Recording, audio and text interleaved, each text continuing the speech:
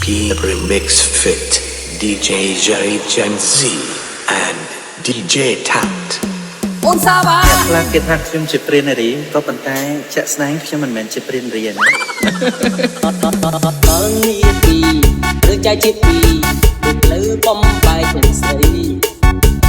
ប្រាប់បងថាព្រោះតាហេតុអ្វី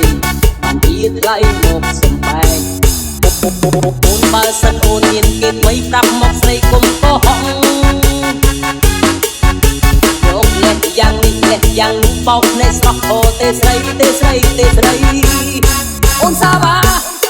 អូនសាវ៉ាធ្វើយ៉ាងនឹងច្បាស់មានប្រុសមិនអូនសាវ៉ាអូនសាវ៉ាឈប់មកភ្លេចភ្នែកបងទៀតថ្លៃអូនមានគេមិនហៅគិតយ៉ាងណាគិតយ៉ាងណាគិតយ៉ាងណា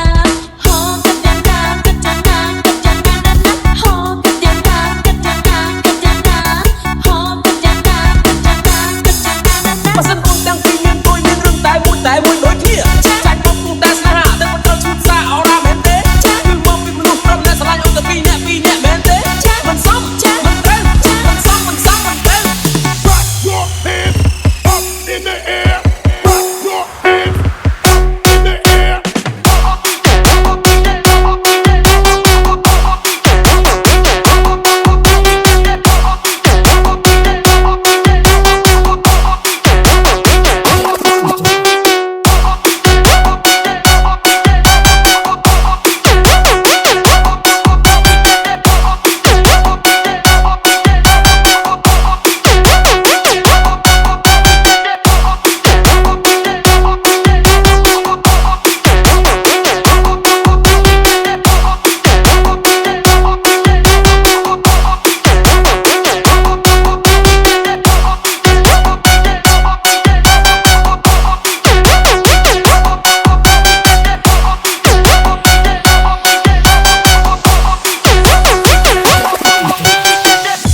P Remix Fit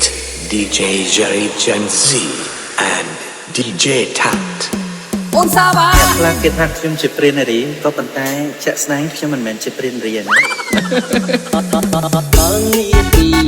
ឬចែកជាពីដូចលើបំបែកនឹងស្រីប្រាប់បងថាព្រោះតាហេតុអ្វីបានជាថ្លៃមកសំបែកអូនបើសិនអូនមានគេថ្មីប្រាប់មកស្រីគុំកុហក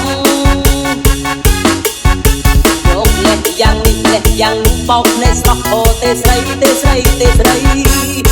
អូនសាវ៉ាអូនសាវ៉ា